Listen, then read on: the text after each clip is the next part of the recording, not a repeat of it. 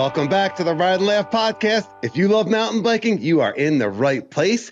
Picture your last really fun group ride. You're back at the parking lot. The vibe is high. Everyone's talking about jumps, drops, nutrition, bikes, tech. That's what we do here every week on the Ride and Laugh Podcast. You love bikes. We love bikes. Let's drop in. Seiji, how are you today?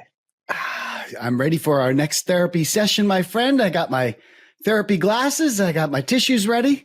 Let's do this thing. All right. Okay.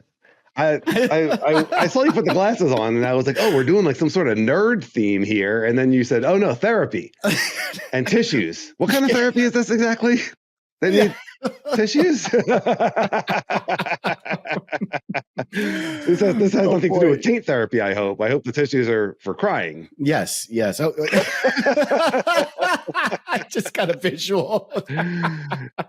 Oh boy. Well, anyone that needs regular therapy, mountain bike coaching, taint therapy is a little bit more exclusive, a little bit more expensive, but also available. Very select clientele. That's right. Sage is here for it. We had on our last episode, we've been talking about the Ride and Laugh food truck. Yeah. And we had the cream of chamois. What was it? The cream of chamois butter. Yeah. Dipping sauce. That's right. Yeah. Chris and Ryan thought it would be a ranch sauce. And after the episode came out, Jeff Jackson's like, I hate to break it to you, but pretty sure that's a blue cheese sauce. Kind of nailed it. Nailed it. Disgusting. Yeah. But kind of nailed Jeff. it. Yeah. Yeah. So we're open for ranch sauce ideas. Okay, everyone. Ranch is back in play. That's the good news. Blue cheese is taken, but ranch is back in play. I tell you, man, I think we got some new sponsors. Yes. Salad dressing sponsors. That's right. Kraft. Who saw this one coming? Humans. Salad dressing sponsors. Yeah. Better be seed oil free. I'm all about that healthy lifestyle. That's I'm right. not putting any seed oil on anyone's taint. No Ride and Laugh listeners ingesting or not on your or watch. Applying seed oil to their taint. That's right. Not on my watch. Very high standards. That's right. Okay. I mentioned an embarrassing thought that I had quite a while ago, that it was possible for me to run out of dropper post ups. Yes. Do you remember? I remember that. Yes. And I was reassured by the mountain bike community that, no, this is pretty much infinite. You're not going to run out of ups. And let me tell you, every time I drop that thing when I'm not sure, I'm just like, ooh, I got as many ups as I want. It really has been very liberating. Yeah, free ups. So I thought I would get into another mountain bike limiting belief that I have, another silly theory. So I do so much technical climbing here. When we're at Halls, I'm in all the gears. But when I'm riding a South Mountain, I'm in 3, 2, and 1 for the entire climb up the mountain. Yeah.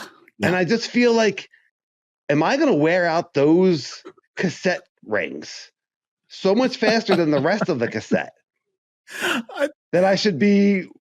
It's equally ridiculous to the dropper, right? I thought you were going to say, because and forgive me, but like I have the electronic shifting, and I do actually have to worry about not wearing out, but running out of battery juice on the shifting. And I'm like, do I want to shift here? Because that's that's a knock against the transmission or whatever they call that.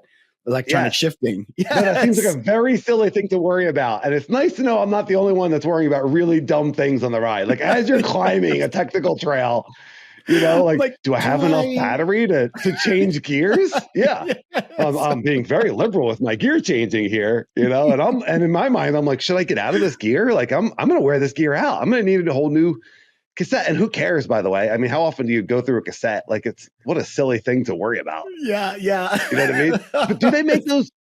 Are some of those gears more robust? Great question. I don't know. Wow. Wouldn't that be interesting? Huh.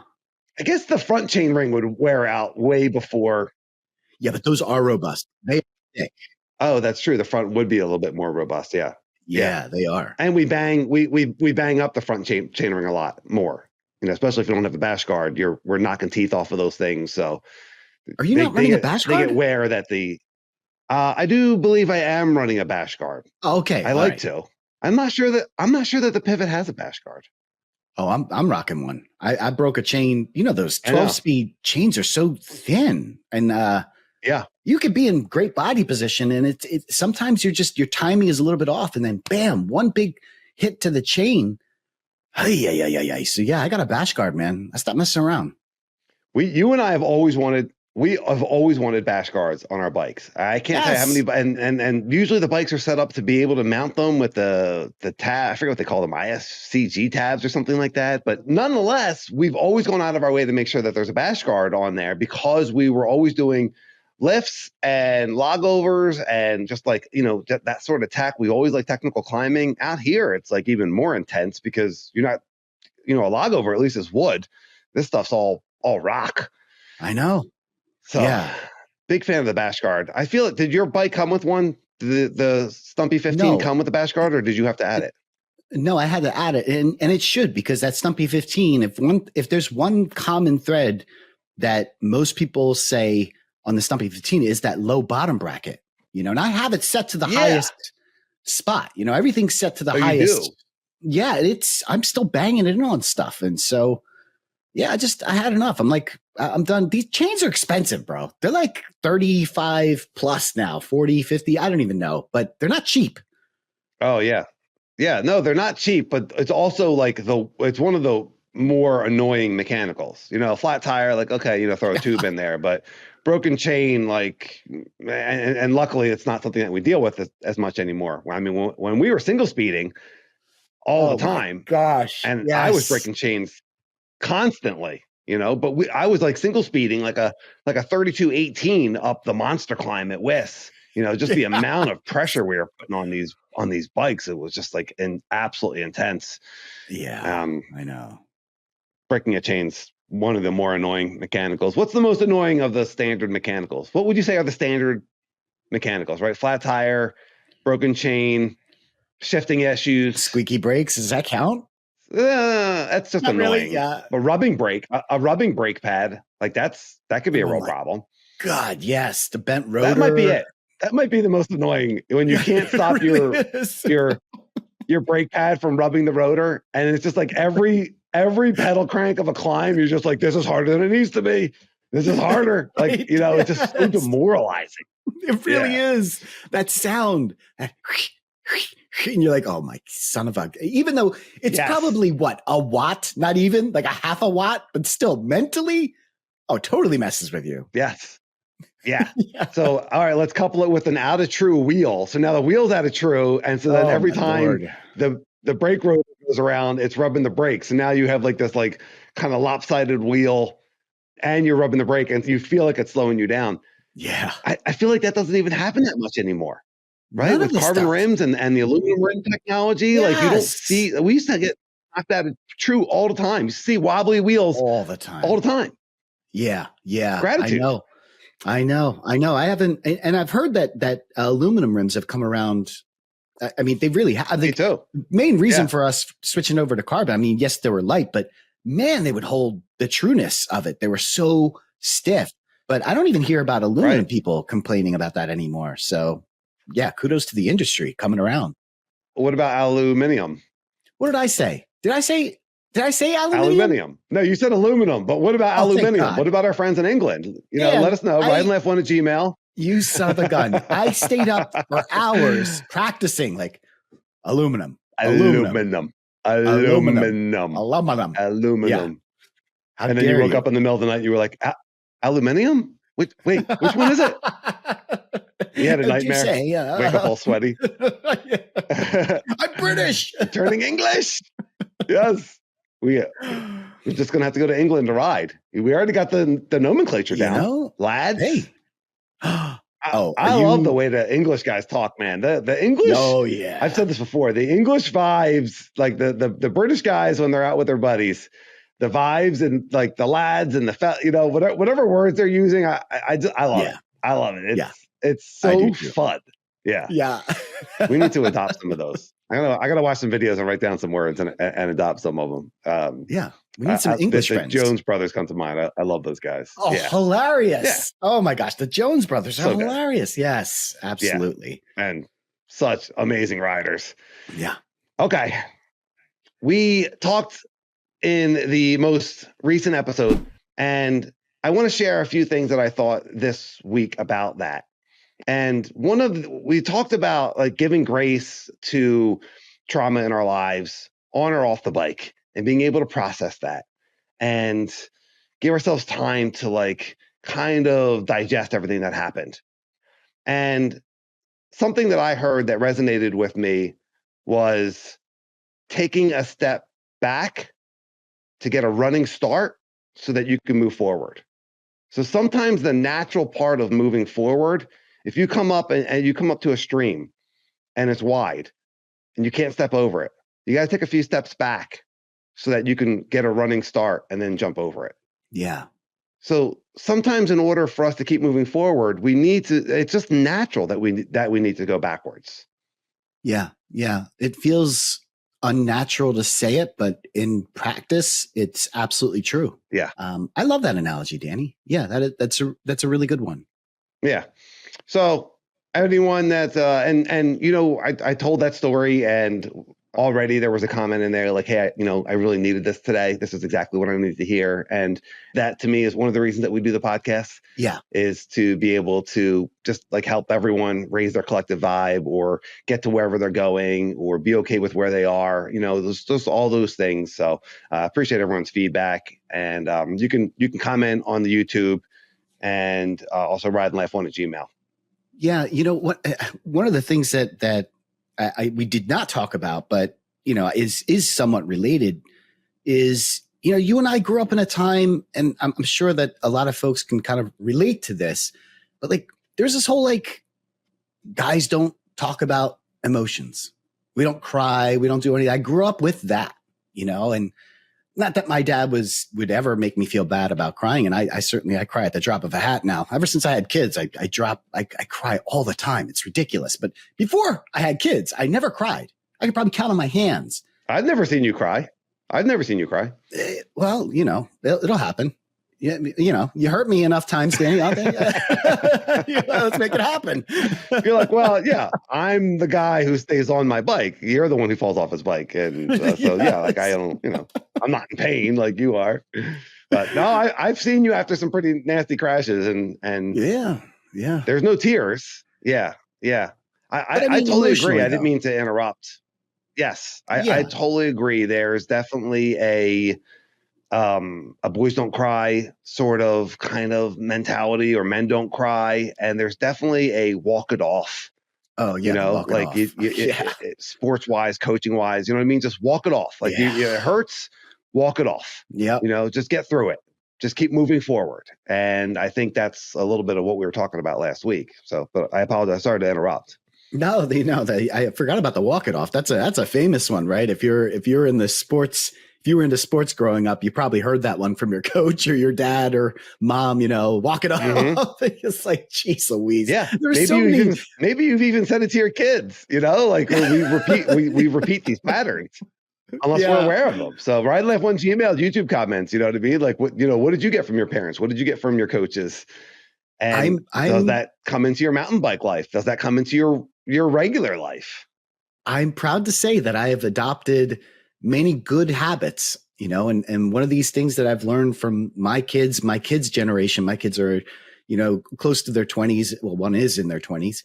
And I have adopted a lot of that of it's okay to be emotional. It's okay to talk about emotions. And we encourage that in our children to come to, Janet and I mean, and it's been a healthy thing. I don't think that was a good thing to walk it off and hide your emotions and stuff it down. And that wasn't healthy. That wasn't good. And I was pretty quick to realize that, and my ex-wife she is a much more nurturing person anyway. And, it took a little bit longer for me to kind of adopt that, but she hammered it home for me as well. So yeah, all good things. Yeah. I think the shift that's happened since the 90s, the 80s and 90s when we were growing up to now is, of course, you could throw all sorts of judgments out on whether things are better or harder or different now.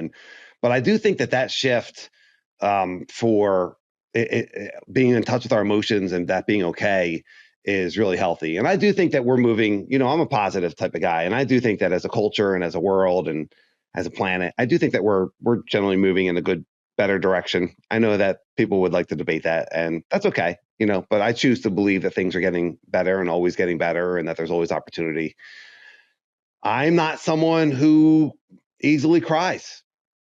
And that's something these past couple weeks, as I've had these streak of falls and finding less joy in biking and always using biking as my Band-Aid, feel better card, as my therapy. And it's really interesting because the shift that actually started this podcast and that changed my life, the shift that changed my life. And I decided to sell my business, move out to Arizona and make this huge change and go for it. And I want to do something in mountain biking, and I want to do something I'm passionate about. And we're going to do a podcast, and we love mountain biking, and let's just see what happens and let's go for it. That shift was breaking my jaw. And I was also not riding. I was also not able to be on my bike at that time. Look at that. And then here I am again. Yeah, here I am again. I'm in a similar situation. A lot of things have happened, and I'm not able to, for whatever reason, I'm just not able to really use mountain biking as my therapy. And so it's all right, take those steps back so that I can get my running start to jump forward again. And what's here for me. But I've realized in contemplating all of this that I'm not a crier. Like, I don't cry, and I there's things I'm angry about, and there's things that I'm mourning. We lost someone very close in our family that I just kind of like moved on very quickly to be able, like, in my mind, to be able to support everybody. But then I realized, like, I haven't processed this. I think I do want to cry about this, and I just haven't really allowed that. And so it's kind of a weird place to be like, I need to go like sit someplace in quiet and just let this come up and see what emotions are there. It's just not something I do. Yeah, I know. How about we also break the pattern of like, you have to like injure yourself for you to like realize. Please. Yeah. Oh boy. For sure. Yes. I will say, with all these falls I've had recently, like, very minor injuries. I haven't broken anything. You know what I mean? Like, I'm scuffing elbows and I'm bruised, and I don't like it. But very minor injuries. After that last one on South Mountain, Jeff Windsor, texted me separately from the guys on the mountain bike thread, and he was just like, dude, I've watched that like 10 times. Just want to say, like, gratitude that you didn't break a collarbone. That could have just been so much worse. Yeah. And I was like, dude, you know what? I needed that, because I was in the doldrums of self-pity and frustration at that time.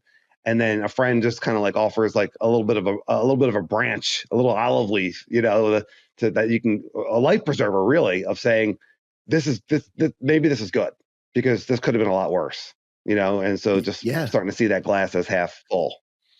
Yeah. What a good guy, Jeff. Jeff Windsor, we keep, we rag on him, the poor Jeff, and he's a good guy. I take everything back. Yeah. I don't care what you say about him. I think he's a good guy. I like him. That's it. I'm a little frustrated that he's been riding and racing so much since since he and I have gotten to really ride together. There was a period where we were riding together so frequently because his work schedule allowed me to ride with him in the morning, and of course on the weekends, like we both love to ride tack and session uphill things and downhill things, and so we were really riding and progressing together. And then I had a streak of falling, and he's had a streak of racing. And I rode with him at Hawes on Sunday, and he's so fast. I was like, man, this dude is like, I'm leveled down and he's leveled up, I'm so happy for him. But I was just like, dude, you're riding, you're like is so good right now. So good. So yeah, I'm a little pissed at that. It's kind of rude, right?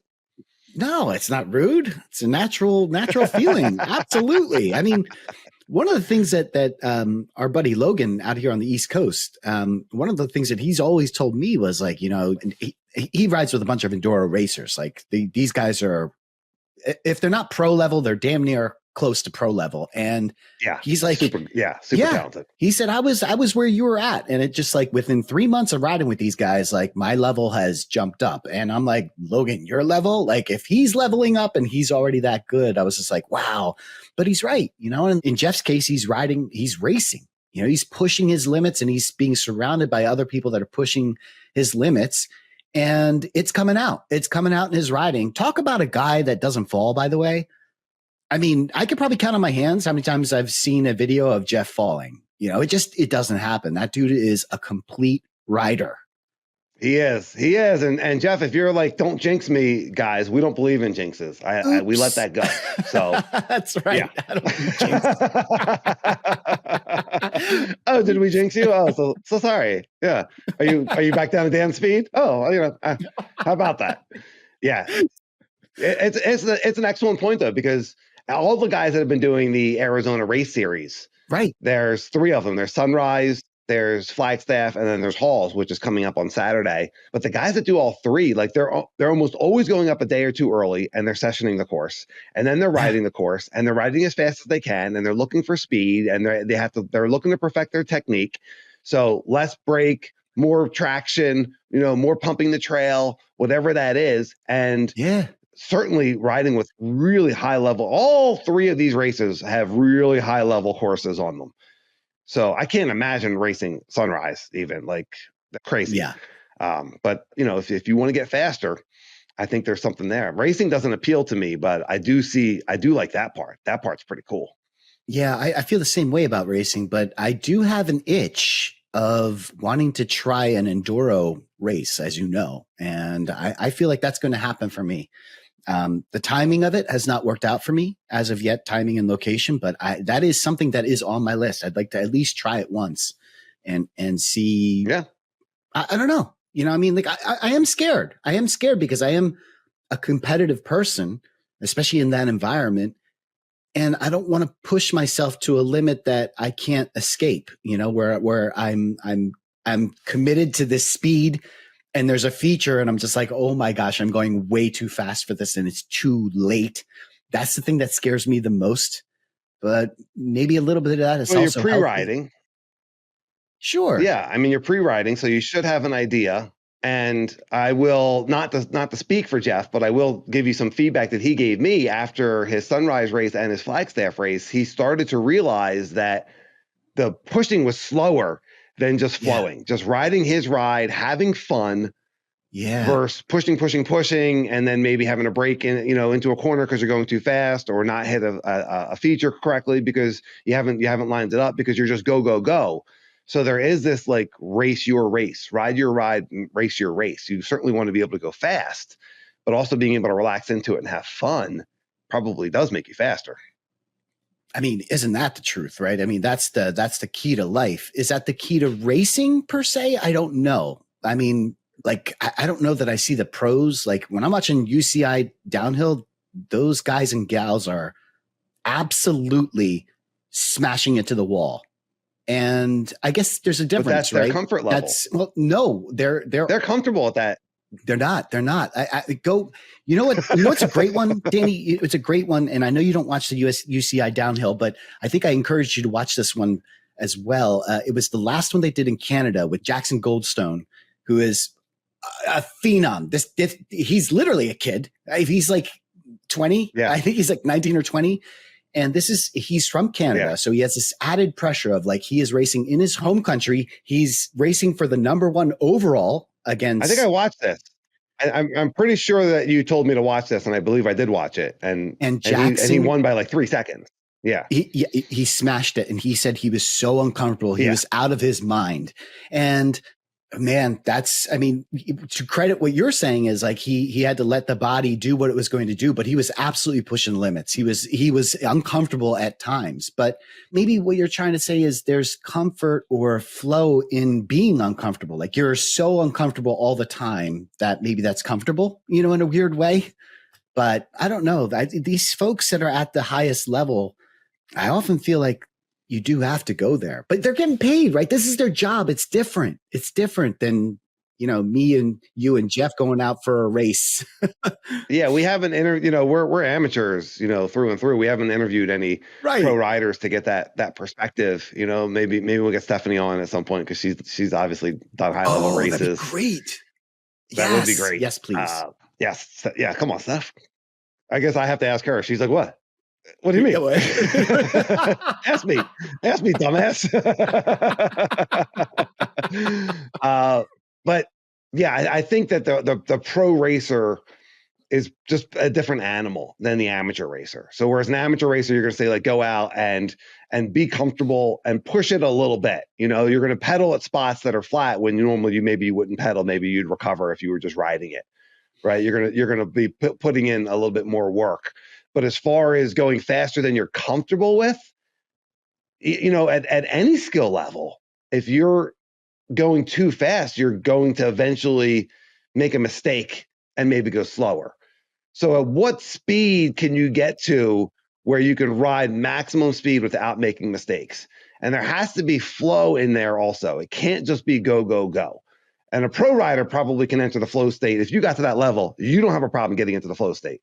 Amateur riders, well, I could only speak for myself. I have a hard time getting into the flow state sometimes, obviously. I'm just looking to stay on my bike, let alone shave off 3 seconds.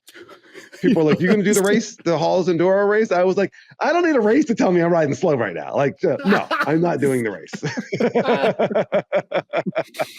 Yeah. I'm cheering all my friends. Yes. Yeah. I love that. Yeah, man. Good stuff. All right. We are talking about episode 24, traction, timing, and trust, mountain bike body position tips that change everything. Yes. And you were talking about bouncing on the trail, and you were just using it first as just bouncing. Yeah. And then as you were sessioning that, you were using it to gain traction, and you encouraged everybody to practice that. I did try that a little bit on my last Halls ride. And it feels good. I like it. I need to play with it a lot more, but there's definitely a lot to that weighting and unweighting. And I think by bouncing, you start to unlock that. And so our good friend Zan at Sploosh MTB, excellent YouTube channel. Also check it out. And he's talking about bouncing on the trails. And he wrote, I love doing this on certain trails, keeps my suspension active and my eyes up so I can actively skip my way down things on the trail, helps me stay super loose. Yeah. I really like that loose part because that's something I've been struggling with is riding stiff lately.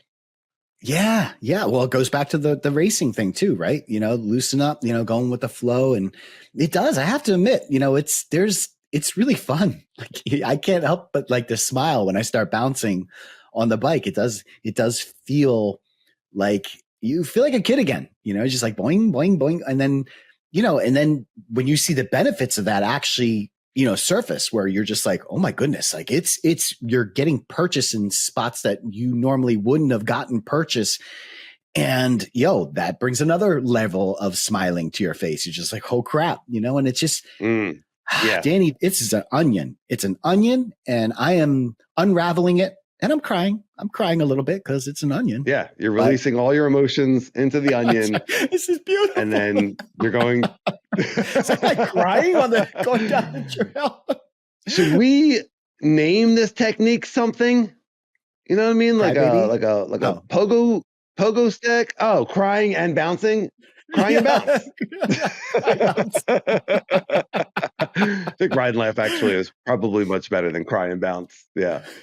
Yeah. Okay. They don't have to go together. No. Kangarooing, pogo sticking. Kangarooing. What do you think? Ride Laugh on a Gmail, YouTube comments. Yes. Bring it on. Maybe bouncing is the best word, but yeah, let's hear it. All right. We also had a great comment from our good friend Plethora of Pinatas. Yes. Essentially, he bought a bike in 2018. He loved it. It made him feel confident. It was a blast. And then he had a very serious back surgery. Oh, no. And he gets back on the bike, and it's just no fun. Nothing feels right anymore. And fortunately, he starts researching Bike Fit, and he finds RAD, which I believe is Lee McCormack's Bike Fit theory. But regardless, it turns out that after the surgery, his flexibility had changed. So now the bike cockpit didn't fit him anymore. And so he goes and he makes these changes, shorter stem, taller bar, slackening out the front. And he says, world of difference. The bike fits me better than when he first bought it. And he's back to having a ton of fun. Of course, regaining strength and working on his flexibility, it helps a lot. But I just thought that was really cool that he went from like, hey, this isn't fun anymore. And then looking at bike fit, fixing that, and then getting back out in there and loving mountain biking again. Like, how cool. A couple questions. What is rad? Question one. Question two, do you think, and I've been meaning to ask you this because your two bikes are so different. And the two bikes I'm referencing is the Pivot Firebird that you have out in Arizona and the Specialized Stumpy Evo, I think it is, but they are completely two different bikes. Do you feel, here's the question, do you feel like the Pivot is the right size for you? Yeah, that's a really interesting question. Pivot, when I demoed, I guess I was looking at their website and I was reading, ever we go online and we read about bike fit and bike size and, and so then I demoed the Pivot and I'm sure I talked to the guys at Pivot factory and we were in agreement about the large and I rode the large and I loved it. But it is a little bit small for me. It probably is a little bit small for me. Now for the stump jumper, I have an S5 and the way they do their sizings is 1 through 6. So there is a actual bigger bike and Zan actually has that bigger bike. Oh, and we are around the same height, but he loves to do he loves doing downhill and he loves doing jumps. And so that bike, when we were talking at Mountain Creek, when I saw him, he was like, it really makes sense for me. It works for me. It feels a little big at times. Yeah. But he likes that real long, stable, like it's a great mountain bike jumping bike. So I do feel like maybe the S5 fits me a little bit better. It's nice sometimes sometimes there's not that in between size, but the large to extra large, I'm 6'3". But overall, I think the Pivot fits me well. Yeah. And I love the tech. And we do a lot of slow speed tech here. And so I feel like the smaller size kind of helps me on that tech a little bit. Now, I've been going down a little bit on steep downhills. I've been struggling on some of those things on both bikes. So who's to say really what's going on? That's why I think it's more of a body position thing and a confidence thing than a bike thing. But what are your thoughts on bike fit? I mean, it made a huge difference for you, right? Was it the S2 to the S3? That was pretty obvious. I mean, I had people commenting in on that video, like people I didn't even know. They were like, that bike looks huge on you. It's like, okay. And I knew it. Yeah, I could feel it, but then visually you just saw it and you're like, that does not look right. And it didn't feel right either. The bars were really wide on that too. And you know how I feel about bars. I'm not in the camp of wider is better. That is not, I've never believed that. I still don't believe that. I cut my bars down pretty short still. I think I think I'm running like 760s or something like that when other people are going, 800 or whatever, pushing that. I'm going back to shorter. Like I'm going on a tangent. I apologize. 10 years ago, 760 would have been incredibly wide. You know what I mean? Like 760 is still. Yeah, 760 is pushing it for me. Yeah, but you're not a real big guy. For a while, it was like wider is better, wider, and it just no matter what, it got a little bit.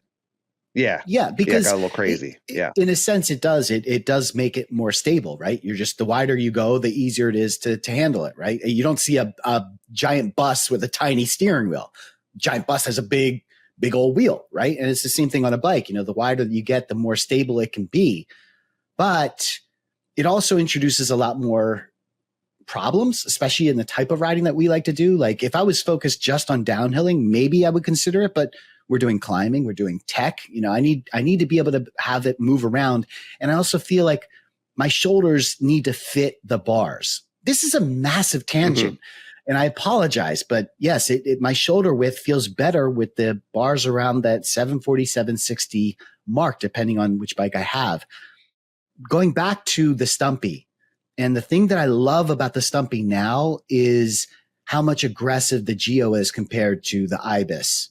And I did lose a little bit of climbing prowess, which I loved about my Ibis, and it is what it is. But in terms of just being stable, that bike is just so much more slack. The front end angle, and it made a huge difference. It almost feels like cheating in many ways. you know, and I'm wondering, does your pivot, yeah, it does. It is really cool. But does your pivot have can you change the slack angles on the fork and on the back? Because if you can, should we experiment with that? And by we, I mean you. Yes. It only has one flip chip. It does have a flip chip, and it's just either lower bottom bracket or higher bottom bracket. So slacker or less slack, you know, or more clearance, less clearance. And I was talking to Rob Drew on that ride and Rob rides pivots, and he rides Firebirds. He was on the new Firebird, which looks super sweet. And yeah, I said, well, you know, are you riding this in high or low? And he's riding it in low because it does give more confidence on the steeps. And I had just put mine into high so that I would get more clearance on the climbing.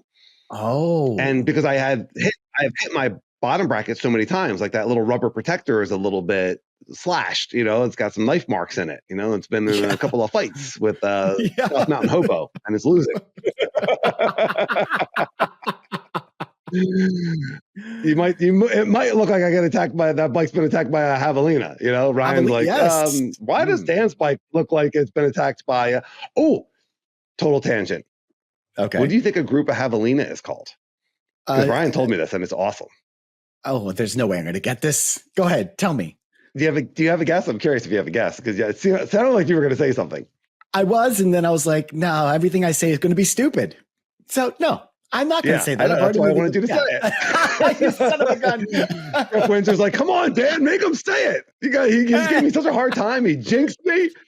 Come on. Oh man, that's so close. Sorry, I tried. Yeah, I tried. It almost happened. Walked right into the trap. It's called a Squadron. A Squadron of javelina. Yo, that's cool. That is really cool. Yes. Yeah. Oh, I almost want to get attacked by a group of them just so that I could say that I was attacked by a squadron. A squadron of javelina coming at you, coming in hot. Yeah. You don't want to be attacked by them, by the way. I know that happened too. It's not good. No, you want to get into race mode? Yeah, have one of those things chase you. You'll, yeah, woo, yeah. I saw a squadron of them right off of the trail at South Mountain, and I didn't stop and take a picture, but I've never seen that many in one place before. I've just seen them randomly here and there, and it was pretty cool. Yeah. Okay. Yeah, so I had just flipped it to the high, and Rob said he rides his in the low. I want to do everything that Rob does, so I flipped it back to the low. Rob did say, like, there's more pedal strikes, you know, but he knows those South Mountain trails so well that for him, he can avoid all that stuff. I'm not in that class of riding yet, but at the same time, I want all the confidence I can have on the downhills. Yeah. And so it just made sense. Like, let's go back to slacker. If I get a pedal strike here and there, I hit the bottom bracket, you know, every once in a while. So be it. But I did decide to go back to longer and slacker. I mean, it's a half a degree, but it's something. How much does that matter? It's full circle. I don't know. It's full circle. We started talking about the pod, and we started talking about getting a bottom bracket, a bash guard, whatever. Get yourself a bash guard. Yeah. And frankly speaking, I don't think I've seen a video of you crashing on an uphill. So let's support the side that needs the support. On the uphill, because it happens. I've definitely crashed on uphills. The uphills are so steep here. I've had crashes where I've gone straight up and then fallen over backwards. Like you got some crazy uphills here. Yeah. Yeah. That's not a fun crash, by the way. No. Those are horribly slow, and there's no worse feeling than crashing on an uphill or when you're on a trail stand. Like, those crashes are always embarrassing and terrible. Yeah. You crashed on a couple uphills on our trip out here a while ago, the original trip. Did I? I remember there was on Corona de Loma, you crashed and you almost fell off the mountain, and on National Trail at Central Natty on a climb, you were going up and you fell off the mountain. Oh, that fall was so funny, Dan. That fall was so ridiculously funny. I literally fell off the side of the mountain, and it was so steep, I couldn't get up. Oh my gosh, it was so funny. Yeah. I forgot about that one. You're absolutely right. That was, oh my gosh. There was two. There was one where you fell, both of them, you almost fell off the side of the mountain. The Corona de Loma one is like in the climb right before the downhill. and there's video, I'm behind you and the video's on, and I'm like, no. Yeah. Like I thought that was the end of the trip. Like I was like, oh shoot, I'm going to find him down there, amongst the squad, living with the Squadron of Javelina. He's been out here for 3 weeks. He fell down the mountain and he's just become part of the mountain. Yeah, you're right. You know what? When you said Arizona, I went back to the latest trip that we went. That Arizona's trip that you were talking about, this almost like 4 years ago at this, or three years ago at this point. And I had totally forgotten about that. You're absolutely right.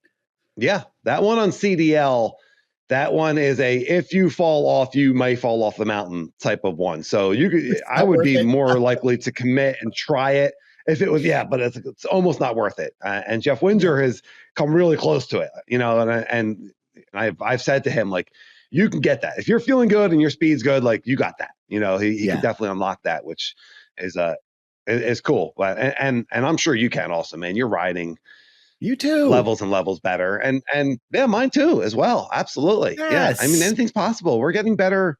You got to look at the big picture. You got to zoom out.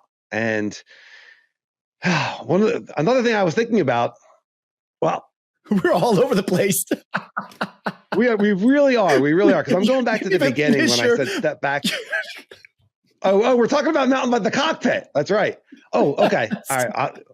I'm going to go with I'm going to stick with the cockpit comment because this podcast really is going to be hard to summarize. But as far as the pivot and the flip chip, yes. And so I put the lower flip chip on, and we talked about the handlebars, and we have talked about this. I think we talked about this on pod, but certainly off pod, about the raised stem, right? There's Be More Bikes. He's got that big giant stem. Oh yeah. And raising up the handlebars. And we talked about Dak Norton and his high handlebars. Ooh, and the handlebars that came stock on my pivot are flat. There's like no rise in them at all, really.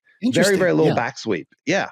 And so it's, Black Friday's rolling around, and there's like these Black Friday pre-sales right now, but I got myself a set of riser bars from One Up Components. Their new carbon riser bar went on sale, and they have it, relatively flat. They have a 30 millimeter rise and a 50. And so I went with the 30. I thought 50 was a little bit too much too soon. Let me see how that feels. And it just so happens that crash that I just had at South Mountain on the Old Man Trail scratched up my handlebar enough to the point where I was like, let me get a new one. So I am going to try adjusting the cockpit a little bit and see how a little bit of rise might help my confidence. Okay. I've also noticed how upright Rob is. When I was looking at the video of Rob Drew, he's so upright, and he doesn't stay that way. He's pretty high, and then he gets low, and then pretty high again. And so I'm really just paying attention to that when I watch YouTube and I watch these pro level riders, and Rob is a pro level rider, is that body position, something we talk about so much. But Rob looks really tall.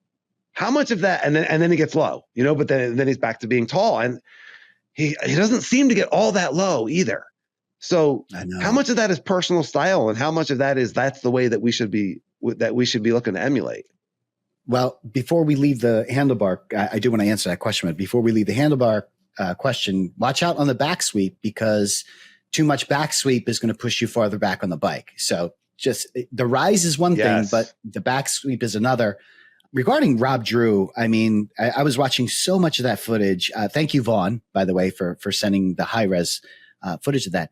The one thing that I noticed about Rob, and you're right, he does stay high, but that dude is just so strong through the features. And I don't mean like he's muscling it. I mean like his positioning and his ability to hold a position and still be dynamic is unbelievable. It's like if you put Rob's footage, and no offense to everybody else that was on this ride. Like, honestly, everybody did amazing. Thomas, Vaughn, AJ, the list goes on and on. Jeff Windsor, I can't name them all. But you look at Rob and you look at everybody else, he's on another level. Like, he is, when everyone else is getting bucked and jostled, he's solid through that. It is impressive to watch. And folks that are not on the YouTube, I will try and do my best to explain this feature. It is so steep and it's so chunky and so loose. And while it's steep, and then it drops and gets steeper. Like, it's unbelievable. And there's like a G out. There's at least 2 or 3 G out moments, and everyone else is, that you could see the fork, being absorbed, and they're getting jostled to move. And then you watch Rob, and it's like he doesn't even move. Like, he's so solid through there. Casual. Out for a regular Sunday ride. This guy, like, he's on a canal trail. Like, unbelievable. Yeah. I'm sorry, I had nothing else to add to that. I was just like, it's incredible. So the upright style that he has, that upright style. And so when he's going down the trail, he's really just letting the bike move under him. I think what you're saying is he's not moving that much. The bike's really kind of moving under him.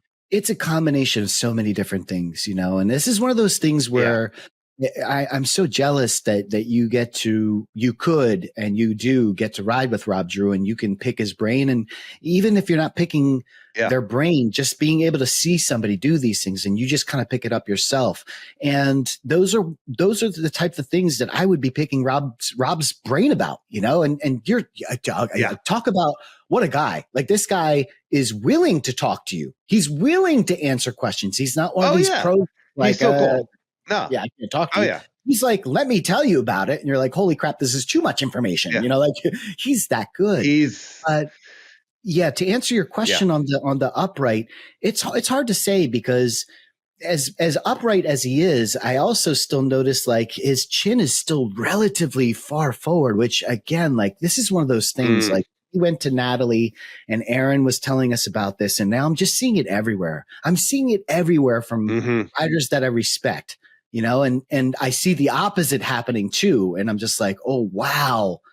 But for myself, I'm just like, oh, wow. Like, holy crap. Like, you need to be getting farther forward. It's just reaffirming everything that we talk about. Well, it's interesting that you brought up the guys at Natalie that we rode with, because after we did that ride and we started to say, look at the chin forward and how steep they are.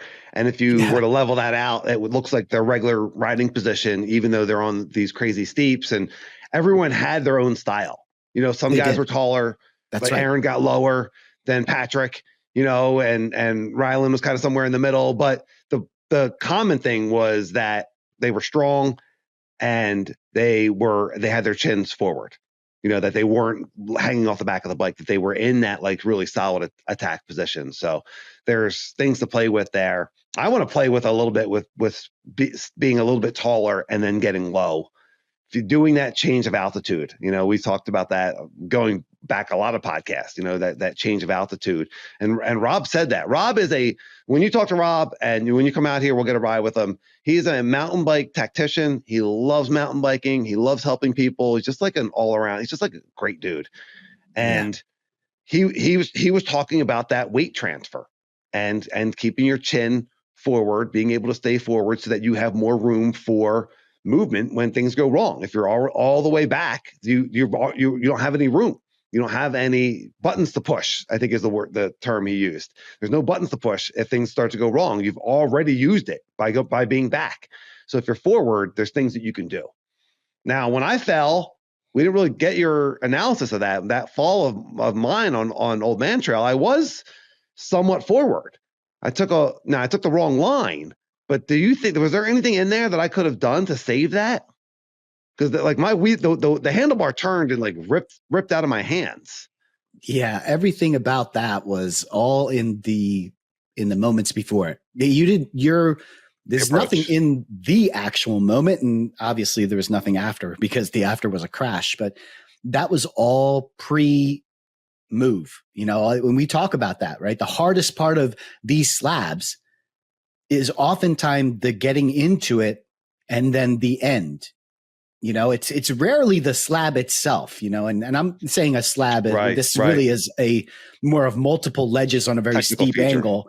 Yeah. But the concept is still the same. All the work had to be done beforehand, and you missed it. You pulled a sage. You had a theory, you had an idea, and you wanted to try it, and it was the wrong theory. Yes. and it's bit me in the past and it bit you this time. And once that wheel turned, man, that was it. We're not talking a slight turn, by the way. You did like the bars went beyond the frame. Like it was a vicious turn. You couldn't have saved it. There was nothing you could do. Okay.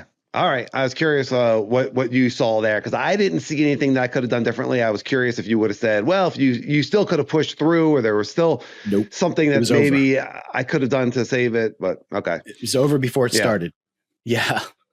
Jeff Jackson commented on the Instagram, because he wasn't there that day. He commented on the Instagram that there was a shooter on the grassy knoll.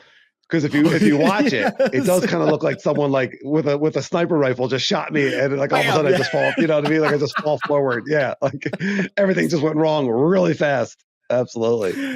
Yeah. Oh man, insightful. Yeah. Awesome stuff. Ride Laugh 1 at Gmail, YouTube comments, anything that we're talking about, riding position and cockpit setup and what works for you, what questions you have, anything that you want us to bring up, and anything that you email us or ask in a comment, we will do our best to look into it. If you have the question, probably a lot of other people have a question. And the mindset stuff.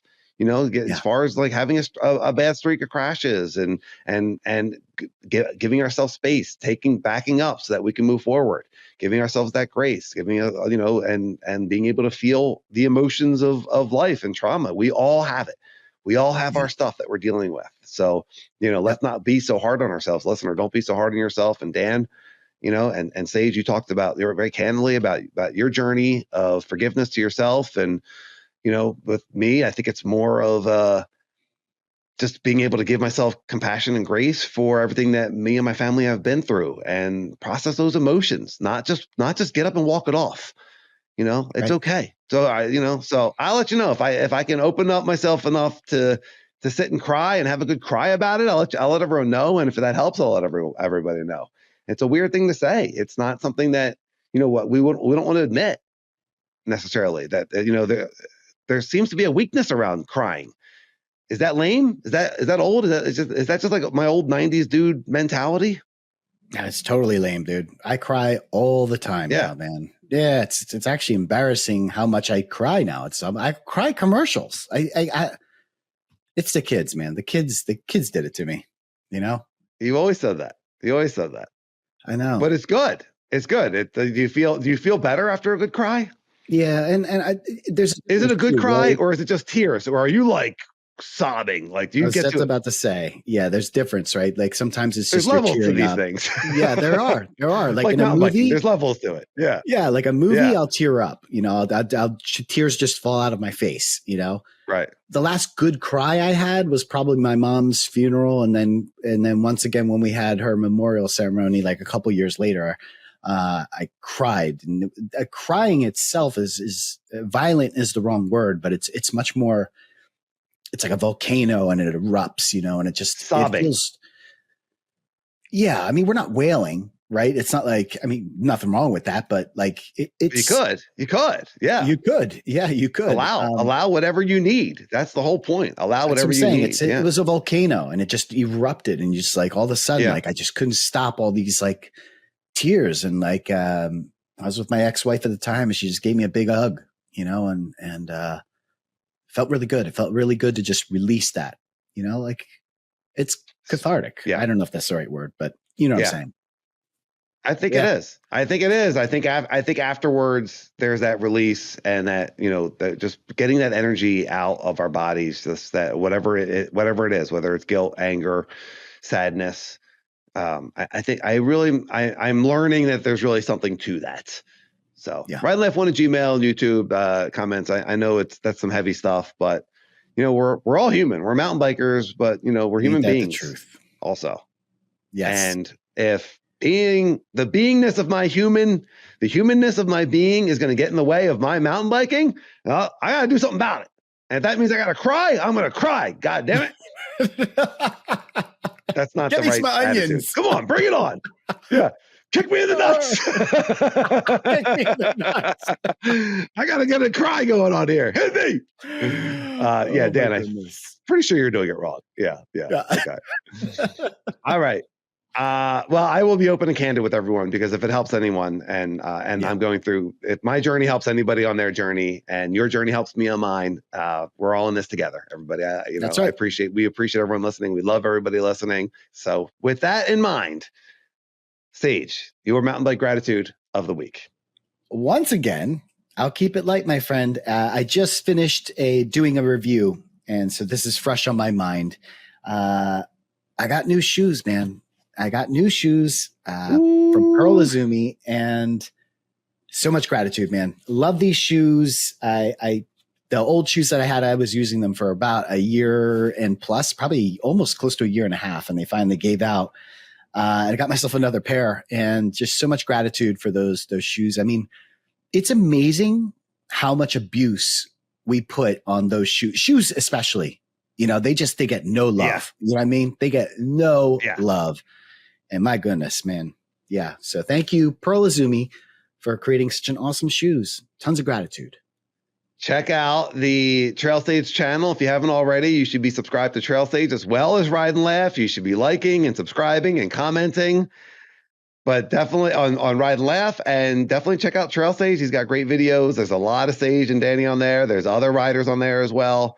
Check out Trail Stage Coaching. Let's get all the plugs in there. It's okay. You won't regret it. Satisfaction guaranteed, or all your Ride and Laugh money back. Sage doesn't give you money back, but all your Ride and Laugh money back. I'm sure anyone that gets coaching from Sage is going to love it. And so there's an awesome review on the shoe, and it sounds like a great shoe for the price. And the price that you could maybe find it for, especially with Black Friday deals coming up, seems like kind of a no-brainer, and for a lot of different riders, if that's the kind of thing that you're looking for, the kind of shoe that you're looking for. So it looks like a great shoe. And we do a year and a half for you on mountain bike shoes is very impressive. Very impressive that they didn't just disintegrate before that. Yeah. That's a lot of shoe glue in there. I know. It's in the review. It's in the review. Yes. That's right. All right. My mountain bike gratitude of the week goes back to my rides in Pennsylvania, and I am wearing my Sticks and Stones shirt, Sticks and Stones Trail Company. And Sean really went out of his way to see Sage and I that week that I visited. And I mean, the gratitude goes to Sticks and Stones and to Sean, and they're really the same thing. But like, Sean's just such a high vibe mountain bike dude. He's such a good guy. He created this bike park called The Local. And there's a whole episode on Trail Stage about The Local. Check it out. And we've talked about it on past episodes. And he just volunteered to build this for his town. And it's awesome. And people like that it's just like special. Like, it's just the mountain bike community. It's just like, he's such a good dude. And then mountain biking and building trails is his passion, and he's awesome at it. And I want to give gratitude to Sean and Sticks and Stones for everything that he does for the mountain bike community. I just think guys like that are just incredible. So thank you, Sean. And check out Sticks and Stones if you have any trail building needs or thinking about a pump track. I can't recommend Sean enough. He really knows what he's doing. He builds really awesome stuff. Yeah. Shout out to Sticks and Stones. Shout out to Sean. And frankly speaking, Keaton and Jacob too. Like all those guys that help out Sean, they're all good riders and good people. So good stuff. I have a really interesting mountain bike tip. It's actually more of a mountain bike question. And the reason why it's my mountain bike tip is because it's related to the mountain bike tip that we gave in the previous episode, which was pumping or bouncing on the trails. And it's also related to another mountain bike tip that we gave about brake lever positioning. And it's something that you and I had been talking about. And I went as far as making a small little prop. Look at that. Made a little prop. Oh. Yeah. Oh, look at that. Ride and Laugh. You are only getting this content here. If anyone that's not watching the YouTube, the prop looks like the prop is what? A aluminum. It's a handlebar with a brake lever. Yes. Aluminum. One brake lever. Yes. It must be electronically controlled. I see no cables. I'm terrified. That's right. Well, listen, a couple pods ago, we talked about how your brake lever is positioned on the handlebar. And I said that I repositioned mine to be a little bit farther down for my attack position. Yes. And then you said that you had talked to Ethan and he has his brake lever up higher, and that you were experimenting between the two. And I understand that you're still doing the experiment. And I've been studying video I went back down. Okay. All right. That's interesting. I've been studying video from all the people that we get videos from. And now I'm curious. And I'd like to know from our listeners, how do you have your brake levers positioned? One, but two, are you a rider that rides with their elbows back? Okay. Or are you a rider that rides with your elbows up? For me, like when my elbows are out, I can push the bars down. Like that makes more sense to me. I'm wondering how many people ride with their elbows back, and how does that work when you're pushing into the trail? How does that work? Are you pushing down? Like, so many questions here. So I would love, and gosh, if you submit video, extra credit, video with your comment, but please let us know. How do you have your elbows? Are your elbows back or your elbows up? That is my mountain bike tip question. Yes, I love it. Ride Laugh one at Gmail, YouTube comments. Yeah. Lauren Adams, when she gave me my tip on riding after the Mount Penn fall, and she sent me the screenshot of what she thought I could do to improve. And she said, get your elbows wider, elbows up, essentially. Elbows out. Yeah. Up and out. Yeah. And I think they had kind of started to migrate down. And when I do have them out, I do feel a little bit more comfortable.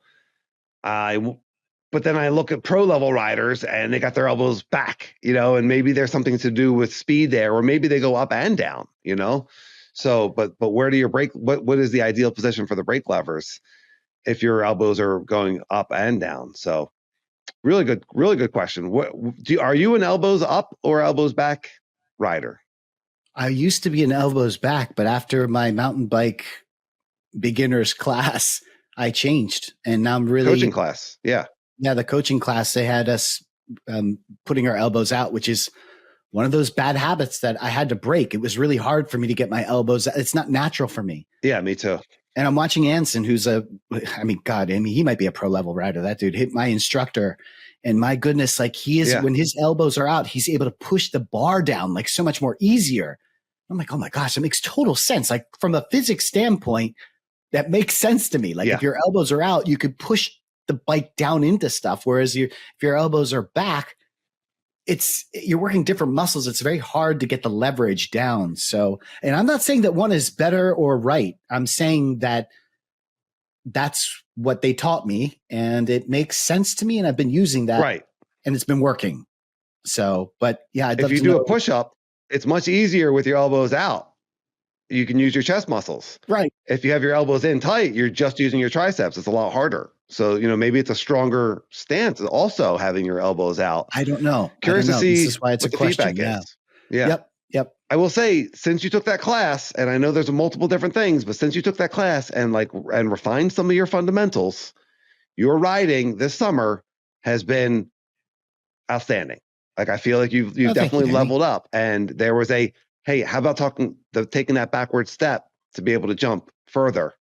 Right. You took that backward step. You went through that class. Massive fundamentals. Backwards. Yes. Yep. Oh, yeah. That was painful. It catapulted you. Took a huge leap forward with even more momentum because you were able to do that. So tying it all back together, pretty cool. Good stuff. All right, Danny. If you're still listening, you are definitely one of us. You love mountain biking. We appreciate you. Please give us a thumbs up, rate and subscribe, set us to auto download, leave a comment, Ride Laugh one at Gmail. We're open to super thanks if you're feeling generous. Hey, everyone, have a fantastic week and a great week of riding. Ride Laugh. I'll see everyone.